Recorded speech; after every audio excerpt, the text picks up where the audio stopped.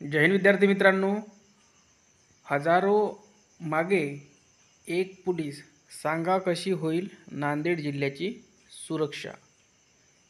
VIP संस्कृतीमुळे police कर्मचाऱ्यांवर वाढतोय कामाचा अतिरिक्त ताण। 3450 मनुष्यबळ जिल्ह्यात 2011च्या जनगणनेनुसार 33 लाख लोकसंख्या आहे। प्रत्यक्षात 2025 पर्यंत त्यामध्ये मोठी वाढ झाली आहे, परंतु त्या तुलनेत पोलीस दलातील कर्मचाऱ्यांची संख्या मात्र वाढली नाही। त्यामुळे कार्यरत कर्मचाऱ्यांवर ताण येतो आहे।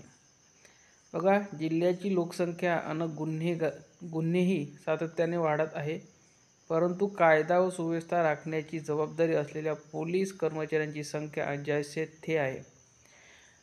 परिणामी आज घडीला 1000 नागरिकांच्या सुरक्षेची जबाबदारी एका पोलीस कर्मचाऱ्यावर येऊन पडली आहे। त्यामुळे कर्मचाऱ्यावरील कामाचा ताण वाढत असून अनेकांना मधुमेह, उच्च रक्तदाबाचे आजार जडले आहेत।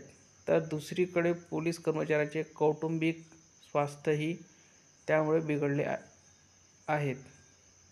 जिल्ह्यात 16 तालुके असून 2011च्या जनगणनेनुसार जिल्ह्याची लोकसंख्या 33,61,292 एवढी आहे। आज घडीला लोकसंख्येचा हा आकडा किमान 40 लाखाच्या पुढे सरकला असल्याची दाट शक्यता आहे। मंजूर पोलीस मनुष्यबळ 3450 एवढे आहेत। कर्तव्य असलेल्या कर्मचाऱ्यांची संख्या साधारणतः 3200च्या आसपास आहे। 2011च्या जनगणनेनुसारची लोकसंख्या आणि पोलीस मनुष्यबळ याचे प्रमाण पाहिल्यास तब्बल 960 नागरिकांच्या सुरक्षेची जबाबदारी ही एका पोलीस कर्मचाऱ्यावर येऊन पडते। त्यात एखादी गंभीर घटना घडल्यानंतर त्या परिस्थितीत तर तासांचा हिशोबच नसतो। दरम्यान शासन स्तरावर केवळ नांदेड जिल्ह्याचे नव्हे, तर नांदेड परिक्षेत्रातील जिल्ह्याच्या लोकसंख्येनुसार मनुष्यबळ वाढणे गरजेचे आहे। खासगी सुरक्षेत अडकले मनुष्यबळ। जिल्ह्यात खासदार अशोकराव चव्हाण, आमदार प्रतापराव चिखलीकर, आमदार बालाजी कल्याणकर आणि आमदार हेमंत पाटील यांना Y+ दर्जाची सुरक्षा आहे। त्यामुळे 2 पाळ्यांमध्ये त्यांच्या बंदोबस्तात 10 पोलीस कर्मचारी आणि 2 वाहने असतात। तर इतर आमदारांना एक गनर दिला जातो। काही आमदारांच्या पत्नींनाही पोलिसांकडून सुरक्षा पुरवली जाते। दहशतवादी हरविंदर रिंदा यांच्या धमकीनंतर काही व्यापारी आणि डॉक्टर मंडळींना पोलिसांनी सुरक्षा पुरवली आहे। त्यामुळे यामध्ये बरेचसे मनुष्यबळ अडकून पडते। एवढ्या मनुष्यबळात एखादे नवीन पोलीस ठाणे चालू शकते। इथे नेतेच सुरक्षित नसतील तर सामान्य जनतेचे काय, असा सवाल उपस्थित होतो। नेत्याच्या PA कडेही गन। नेते मंडळींना पोलिसांकडून सुरक्षा पुरवली जाते, परंतु यातील बहुतांश नेत्यांकडे बंदुकीचे परवाने आहेत। त्याचबरोबर त्यांच्या PAच्या कमरेलाही बंदूक लावलेली आहे। असे असताना त्यांना वेगळी सुरक्षा कशासाठी? लोकसंख्येच्या तुलनेत पोलिसांकडे मनुष्यबळ कमी।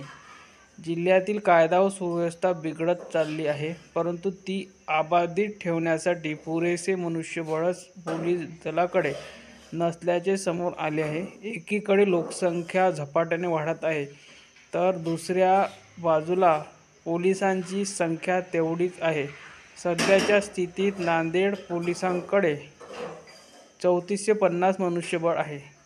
2011च्या जनगणनेनुसारची लोकसंख्या व पोलीस मनुष्यबळ याचे प्रमाण तब्बल 960 नागरिकांच्या सुरक्षेची जबाबदारी ही एका पोलीस कर्मचाऱ्यावर येऊन पडते। दौरे आंदोलन काळात साप्ताहिक सुट्टीवर संक्रांत।